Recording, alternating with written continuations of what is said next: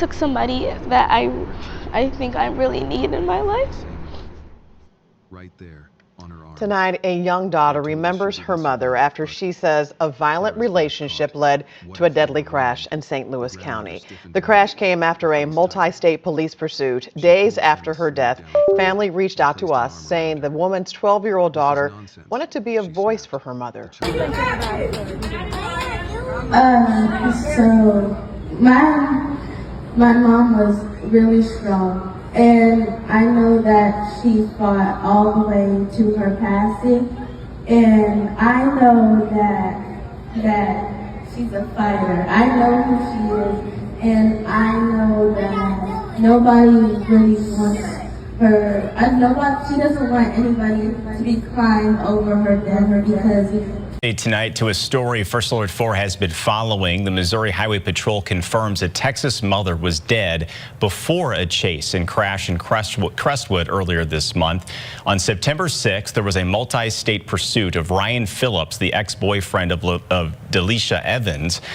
Texas police said that they were headed to St. Louis and that she was in danger. Missouri troopers ended up shooting Phillips after they say he pointed a gun at them. Police say Evans was dead before all of that happened. Right now, her autopsy results are still pending. On September 6, 2024, a fire destroyed a home in Princeton, Texas. The homeowner, Delisha Evans, was missing. Later that same day, her body was discovered in a vehicle that had crashed in Missouri following a police pursuit. The driver was identified as Ryan Phillips, a convicted felon on parole with a history of violence. He and Evans were both found dead at the scene. The precise manner and timing of her death remain under investigation. How did she disappear from her own home? Was she killed before or during the chase? And were her earlier reports of threats ever taken seriously? The sequence of events, from the blaze in Texas to the deadly crash in Missouri, holds shadows in every gap. This case raises questions about warning signs, systemic failures, and what might have been prevented if the danger had been recognized in time. Today in the community of Princeton in Collin County, a painful goodbye. Family and friends holding a balloon release for a missing woman found dead. They say it is the way Delisha Evans lived her life that they will remember most. Dee Dee was going to make sure that everybody was always good. Dee Dee was going to make, she had a heart the size of Texas, bigger than Texas. The most genuine person, one of the most genuine people I've ever met. Delisha Evans, a Collin County mother, was reported missing Friday after police responded to a fire at her home. Loved ones claim she was abducted by her on and off again boyfriend. His name is Ryan Phillips. Police believe Phillips took Evans and fled to Missouri. State troopers there got into a shootout with that man, and he was killed. Delisha Evans was found dead inside Mr. Phillips' car. Her cause of death still being determined. Evans' friends telling us the relationship should serve as a tragic lesson for others. Listen to those warning signs. Listen to when your loved ones are telling you and giving you that warning. Pay attention to it. No matter how you can see that good in that other person, but if everybody on the outside looking in can see and tell you, baby, walk away. Walk away. Walk away. Those friends tell us they have set up a GoFundMe and are now rallying around the children of that woman during this obviously very tough time for that family. Stay with us as we unravel this shocking story and uncover the heartbreaking details of what led to this senseless loss. Before we begin, let us know in the comments, where are you watching from? And what are your thoughts as the story unfolds? Welcome to True Crime Tales, where we reveal the crimes that shock communities and the secrets hidden behind closed doors. These are real people, real events, real consequences. Hit subscribe and turn on notifications. You won't want to miss what's coming next. Now let's begin. Delisha Evans was 30 years old at the time of her death. She was a mother of 2 daughters, both of whom relied on her for care and stability. Friends and family describe her as a woman who worked to provide a secure life for her children. She had left her home city of St. Louis, Missouri, and relocated to Princeton, Texas, a growing community northeast of Dallas. In Princeton, she pursued stability and a fresh start.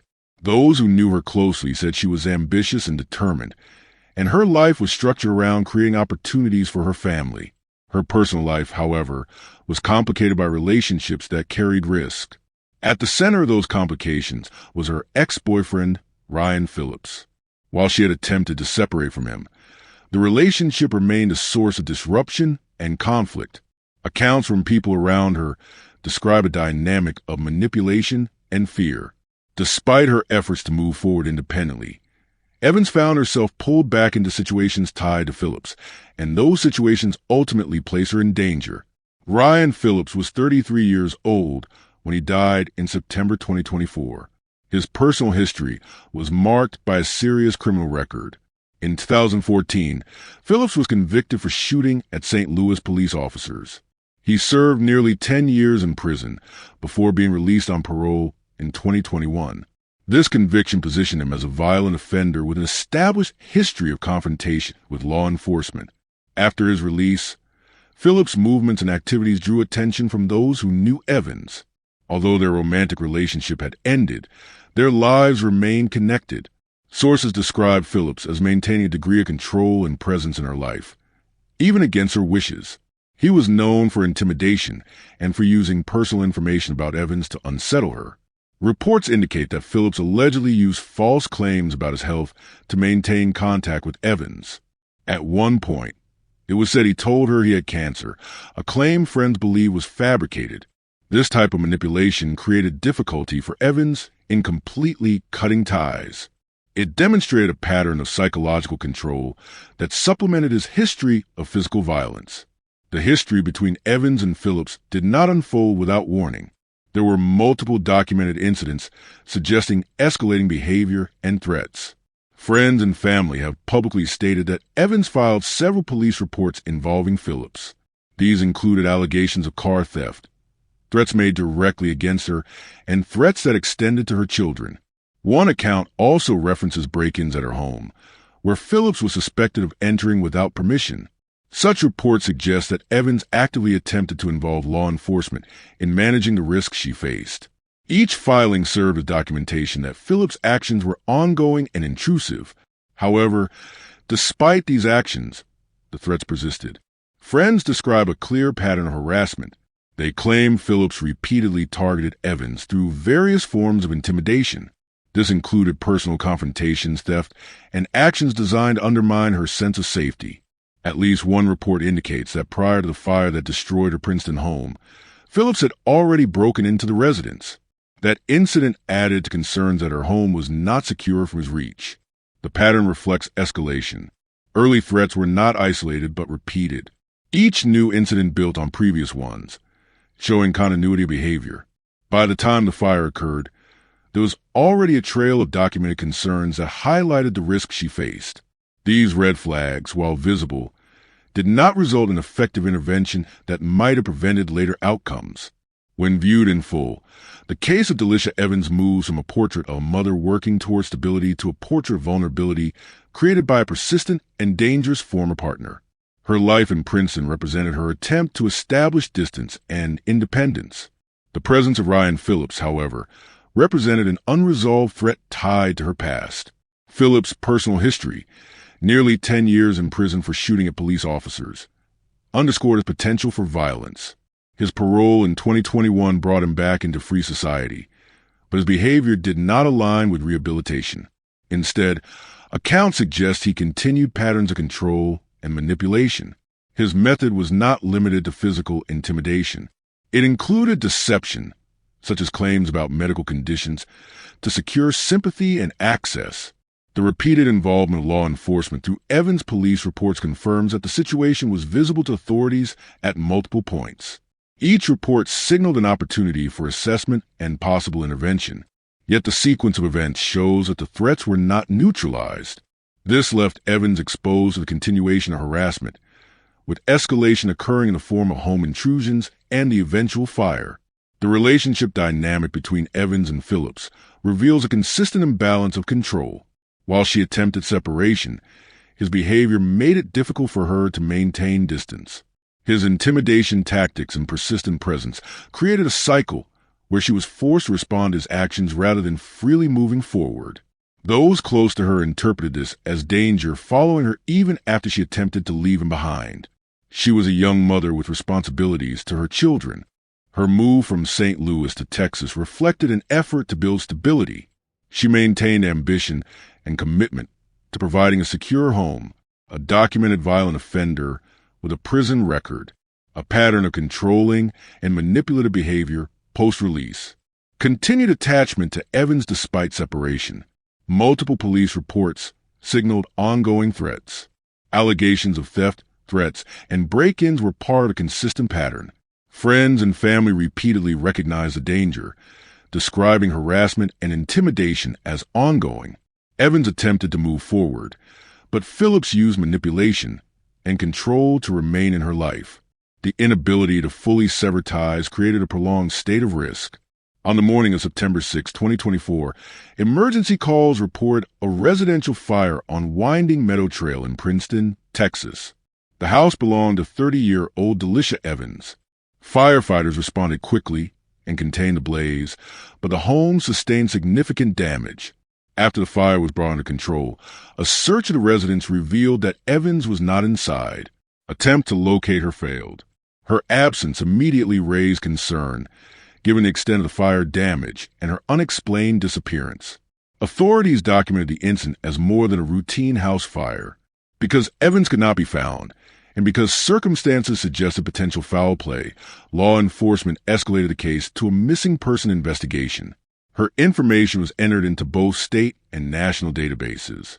Officials labeled her case as one of imminent danger, signaling urgency and potential threat to her life. The Texas Rangers were called in to join the investigation, highlighting the seriousness with which the disappearance was being treated. Investigators began piecing together what might have happened.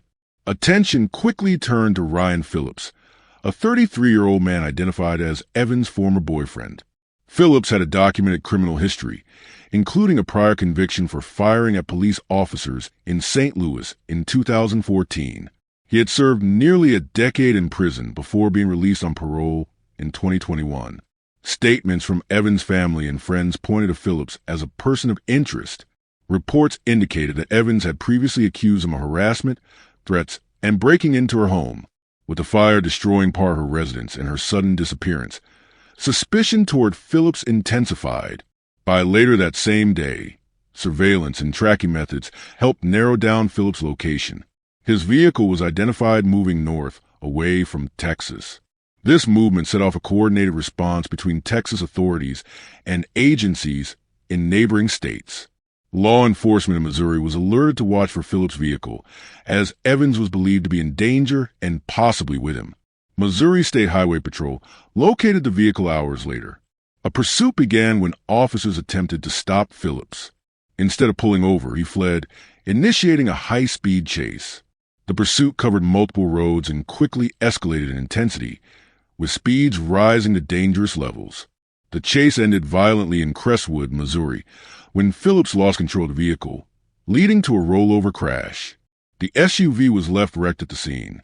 In the immediate aftermath of the crash, reports indicated that gunfire was exchanged. Missouri State Highway Patrol troopers stated that Phillips raised a firearm during the encounter. Whether Phillips discharged a weapon or merely pointed it remains unclear. Law enforcement did fire their weapons, and a gun was recovered near the vehicle. The sequence of shots, the timing, and whether any were directed at officers or at Evans remain critical points of investigation. When the wreckage was searched, authorities discovered both Ryan Phillips and Delisha Evans inside. Neither survived. Phillips' death was attributed to injuries sustained in the crash and possibly from gunfire during the exchange with officers. Evans' cause of death was less clear. At the scene, officials could not immediately determine whether her death was a result of the crash, the gunfire, or prior events. Subsequent autopsy findings clarified one major detail. Evans was already dead before the crash occurred. This revelation shifted the focus of the investigation. If she was not killed in a collision or by police gunfire, then the critical questions became, how did she die? When did it happen? And where did it occur? The answers would determine whether her death happened in Texas, on the road to Missouri, or in the vehicle before law enforcement caught up. The discovery raised multiple possibilities. Investigators needed to establish whether Evans was killed at her home before the fire, during the hours immediately following, or at some point while traveling with Phillips. The presence of the fire at her residence added another layer of complexity. Fire investigators examined the scene for signs of accelerants or intentional ignition. If the fire was set deliberately, it may have been intended to destroy evidence or distract from the true crime that had already taken place. Attention also turned to evidence from the vehicle. Forensic teams worked to identify bullet trajectories, fingerprints, and DNA inside the SUV. Gunshot residue tests were conducted to determine whether Phillips had fired the recovered weapon. Investigators also sought to pinpoint Evans' injuries. If she suffered gunshot wounds, ballistics could confirm whether they came from Phillips' firearm or from the law enforcement officers who fired during the chase. If her injuries were not gun-related, other causes such as blunt force trauma, strangulation, or suffocation had to be considered. The investigation's complexity also involved jurisdictional issues. The case began in Texas with a house fire and missing person report, but it ended in Missouri with a high-speed chase, a crash, and a fatal scene involving law enforcement. Coordination between the Texas Rangers, Missouri State Highway Patrol, and federal agencies became essential to reconstructing the sequence of events. Each agency had a piece of the puzzle: fire reports, missing person files, pursuit logs, and forensic examinations. Despite the rapid escalation from fire to multi-state pursuit in less than a day, investigators faced gaps in the timeline. At what exact point did Evans die? Was her body in the vehicle the entire time? Or did Phillips transport her after death? What role did the fire play? Was it unrelated, or was it deliberately linked to her disappearance? Answers to these questions would determine not only the nature of the crime, but also accountability. Publicly, officials acknowledged the uncertainties. The Missouri State Highway Patrol confirmed the discovery of the gun and the use of trooper gunfire, but did not state conclusively that Phillips shot officers. Texas authorities confirmed Evans' missing person status and the danger she was in, but deferred to medical examiners for the cause of death. The autopsy result, that she was already dead before the crash, was the only firm conclusion reached in the early weeks of the case. The final hours of Evans' life remain under investigation. What is known is that her home burned, she disappeared, and her body was recovered in a vehicle driven by a man with a violent past. The chase that ended in Missouri revealed her death, but not the circumstances that caused it. The unanswered questions, how, where, and when she died, remain central to uncovering the full truth of what happened on September 6, 2024. The discovery of Delisha Evans' body in Missouri raised questions that remain unanswered. Forensic investigators were tasked with determining the exact cause of her death. Initial autopsy findings confirmed that Evans was deceased before the rollover crash that ended Ryan Phillips' interstate flight from authorities. This single fact shifts the focus from an accidental or crossfire death to a homicide that occurred at an earlier point in time. The central question remains: how did Evans die? The crash did not cause her fatal injuries, and Missouri troopers stated their gunfire was directed at Phillips. Forensic pathologists have not publicly released final conclusions about whether Evans suffered gunshot wounds, strangulation, or another method of homicide. Without those results, investigators must examine timelines. If Evans was killed in Texas, Phillips would have transported her body across multiple states, raising further criminal implications, including interstate transport of a homicide victim. If she died while en route, the location and conditions of her death could reveal whether Phillips acted with premeditation or opportunity. Establishing the exact place and manner of death is critical for determining jurisdiction and legal responsibility. The testimony of those close to Evans provides additional context. Friends report that she repeatedly filed police reports and warned that Phillips was threatening her. They claim he broke into her home, stole her car, and created an escalating pattern of harassment. These accounts suggest that violence had been building long before September 6, 2024. Her daughter, approximately 12 years old, publicly stated she believes her mother died before the high-speed chase began. This aligns with the autopsy findings that ruled Evans dead prior to the crash. While her account cannot serve as forensic proof, It reinforces suspicions that Evans' death occurred well before Missouri state troopers engaged Phillips. The pursuit itself also warrants scrutiny. Law enforcement in Texas declared Evans missing in imminent danger status. Her name was entered into national systems. Texas Rangers were notified. Despite this, Phillips managed to travel hundreds of miles into Missouri before being intercepted. This raises questions about the speed and efficiency of interstate communication. Missouri State Highway Patrol initiated the chase after spotting Phillips' vehicle. The pursuit ended in a rollover crash, followed by an exchange of gunfire. Investigators must evaluate whether the pursuit followed established procedures. Was it conducted in a manner that maximized public safety? Could earlier intervention have prevented the chase altogether? These questions remain part of ongoing review. The chain of events begins with the fire at Evans' home in Princeton, Texas. The blaze occurred the morning of her disappearance. Firefighters arrived to find the structure damaged, but no victim inside. Investigators have not publicly concluded whether the fire was accidental or deliberate. If deliberate, the fire could have been used as a cover-up. Setting fire to the property may have been an attempt to destroy evidence of a struggle, an assault, or forced entry. It could also have been designed to divert attention and slow the initial investigation by leading authorities to believe Evans might have perished in the fire itself. Whether Phillips set the fire before abducting Evans remains an open question. If he did, the fire would establish premeditation, an intent to erase her safe space before removing her from the scene. If the fire was unrelated, it remains a remarkable coincidence that cannot be ignored. Regardless of motive, the fire marked a turning point. It transformed a domestic conflict into a public emergency. A home is typically a place of protection. Its destruction symbolized the escalation of Phillips' actions. If he set the blaze, it would demonstrate his intent not only to harm Evans, but also to strip away the sanctuary she relied on. The fire therefore serves as both a practical investigative question, was evidence destroyed, and a symbolic act of intimidation. Either way, it directly precedes her disappearance and death. Ryan Phillips' background is essential to understanding the risks he posed. In 2014, Phillips was convicted of shooting at St. Louis police officers. He served nearly a decade in prison before being released on parole in 2021. At the time of his release, he carried a record of violent behavior toward law enforcement.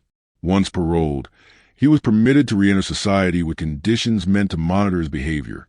The events of 2024 raised the question of whether his parole supervision was adequate. Should closer monitoring have detected escalating violence or new pattern of threats? Did authorities underestimate his potential to reoffend? These are critical points, especially considering his known history of firearms use and confrontation with police. Phillips' record illustrates a consistent pattern. Prior gun violence, repeated threats to Evans, and finally her disappearance and death. The trajectory shows escalation from prior convictions to personal violence. In 2014, he targeted law enforcement. In 2024, he is implicated in the death of a partner. This progression suggests a long-standing disregard for law, authority, and human life. Each stage of violence built upon the last, culminating in Evans' death and the subsequent pursuit that also ended his own life. The investigation into Evans' death reveals intersecting issues: forensic uncertainty, potential evidence destruction, systemic response gaps, and parole oversight. Forensic uncertainty means the manner and location of Evans' death are still unknown. Autopsy findings that she died before the crash rule out accident or crossfire, but exact details are pending. The fire raises the possibility of intentional cover-up and destruction of evidence. It also represents a major escalation. Witness testimony shows Evans consistently warned others of the danger Phillips posed, but protective measures may not have been sufficient.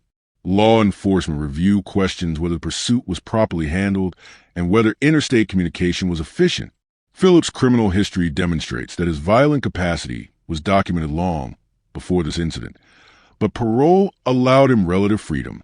The death of Delisha Evans did not conclude with the discovery of her body in Missouri.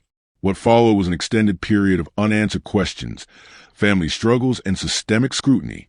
The aftermath revealed how one violent relationship exposed weaknesses in protective systems, leaving children, relatives, and the wider community searching for accountability. Delisha Evans was a mother of 2 daughters. With her death, both children were left without parental support from their primary caregiver. Their father was not identified as part of their daily lives, leaving guardianship and responsibility to extended family members. Relatives and close friends stepped in to provide stability and maintain the children's schooling and daily routine. The immediate challenge centered on resources. Evans' sudden death removed the financial and emotional support structure the daughters relied on. Community members organized online fundraisers to cover funeral costs, educational expenses, and basic living needs for the girls. Contributions came from local residents in Princeton, Texas, and extended networks in Missouri, where Evans had family ties. The family organized vigils to honor Evans' life. These gatherings took place in Princeton, as well as in parts of the St. Louis area, where she had lived previously. Attendees included relatives, friends, neighbors, and domestic violence advocates. The event served 2 purposes: to remember Evans and to draw attention to the broader issue of intimate partner violence. Public remarks emphasized that Evans had made multiple attempts to report threats and incidents involving her ex-boyfriend, Ryan Phillips. The vigils became a forum for both mourning and awareness. Beyond remembrance, Evans' death triggered community outrage. Many pointed to systemic failures that left her without effective protection. Friends stated that she had filed police reports alleging threats, harassment, and theft prior to her disappearance. These allegations led to questions about whether law enforcement agencies responded adequately. The public reaction was not limited to Princeton. In Missouri, where Evans' body was found, advocates questioned how a parolee with Phillips' history was able to move across state lines and remain armed. Social media campaigns and local news coverage amplified demands for change, focusing particularly on the vulnerability of domestic violence victims when their warnings are not acted upon. A central issue arising from this case is whether law enforcement handled Evans' abuse reports effectively. While friends and family say Evans filed multiple complaints, there is little public record of protective measures taken. The absence of clear intervention raised questions about the protocols followed by local police departments. Key points of concern include whether protective orders were filed and, if so, how they were enforced, whether the threats Evans described were flagged as high risk, whether interjurisdictional communication occurred once Phillips left Texas and traveled to Missouri. The case illustrates how delays or lack of coordination between agencies can create windows of vulnerability for victims. Evans' case highlights the limitations of existing domestic violence protections. Restraining orders and police reports are designed to deter or penalize abuse, but they often lack immediate enforcement mechanisms. Victims remain at risk during the time it takes to investigate or process violations. Several questions arise. Why are restraining orders frequently insufficient to stop determined offenders? What role does lack of monitoring technology, such as GPS tracking, play in repeat offenses? How can domestic violence complaints be prioritized more effectively in policing systems? Advocates argue that cases like Evans demonstrate how repeat offenders exploit gaps in enforcement, placing victims in constant danger even after seeking help. Ryan Phillips' history is another point of concern.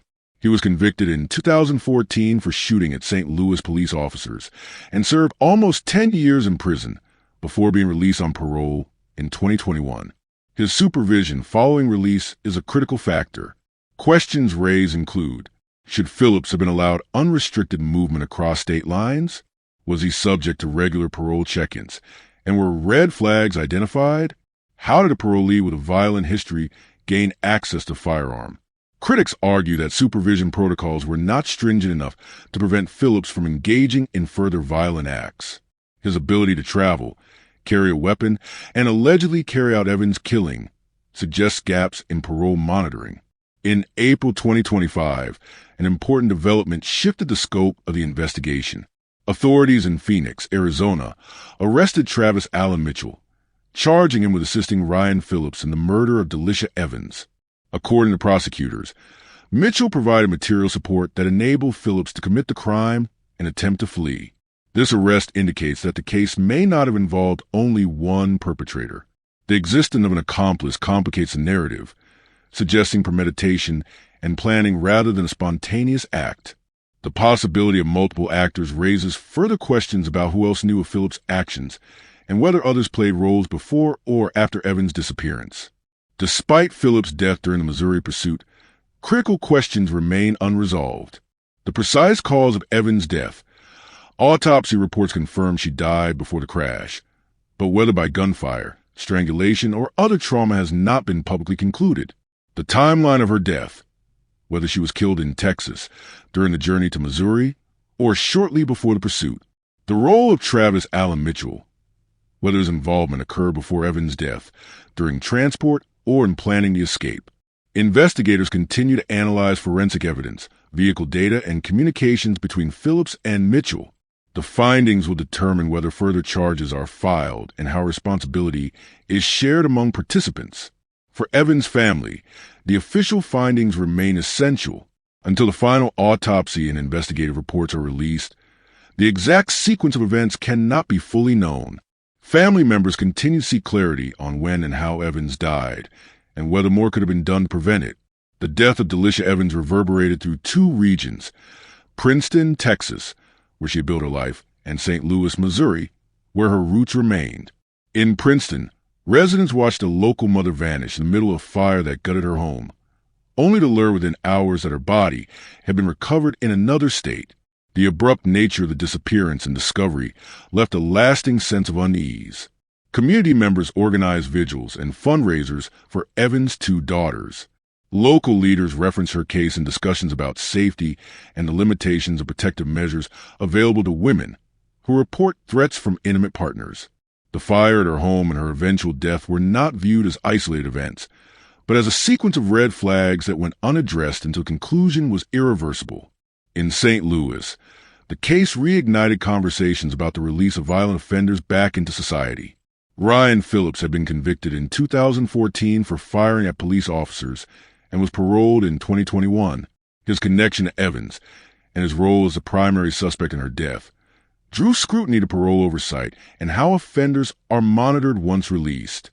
The pursuit that ended in Missouri further tied the community to the outcome, with local law enforcement forced to account for how the chase unfolded and how the confrontation ended. Both cities experienced the case as a disruption of normalcy. For Princeton, it was a shock of losing a resident under violent circumstances. For St. Louis, it was a reminder that past violence had resurfaced with fatal results. The Evans case added to a broader dialogue on domestic violence prevention and response.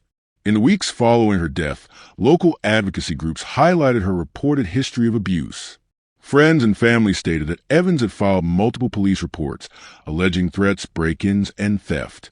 These reports became central to discussions about whether sufficient protective action had been taken. Advocates pointed to her case as an example of systemic gaps.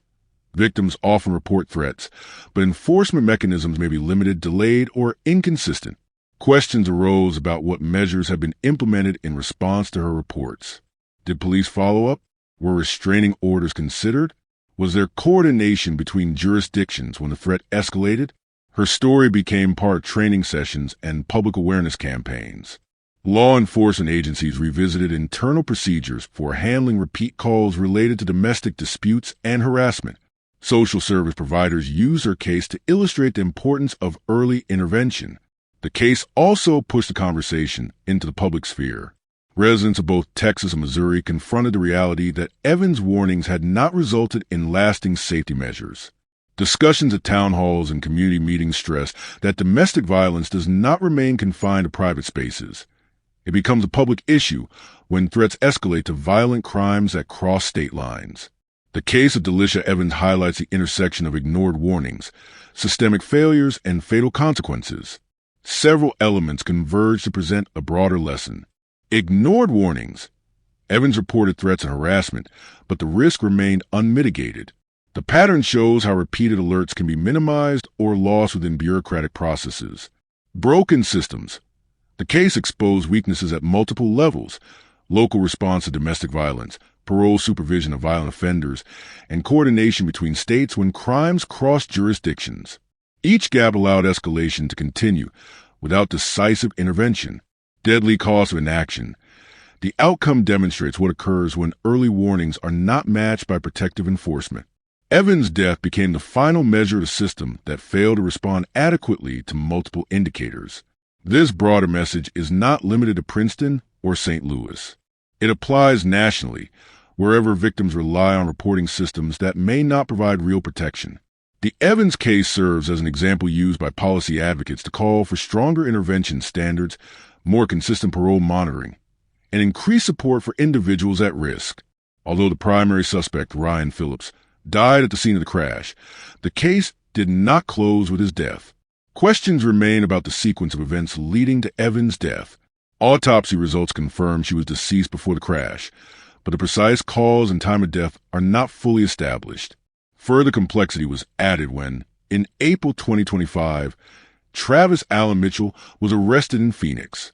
He was accused of assisting Phillips in Evans' murder. This development suggested that the crime may not have been the act of a single individual. Investigators are still working to establish Mitchell's role, the extent of planning, and whether others were involved. For the family, these unanswered questions mean closure is incomplete.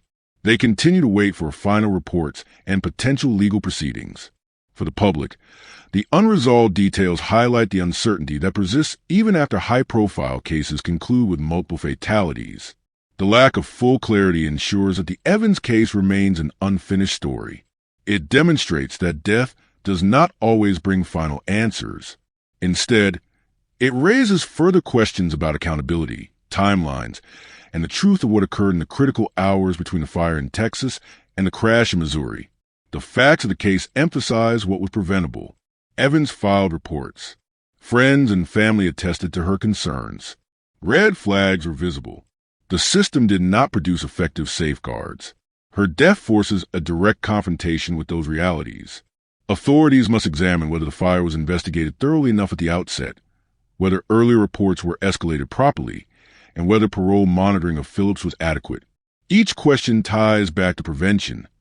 What could have been done differently, and how similar cases should be handled going forward. The public discourse centers on prevention as much as justice. Evans' case illustrates that once a violent event occurs, accountability is pursued after fact.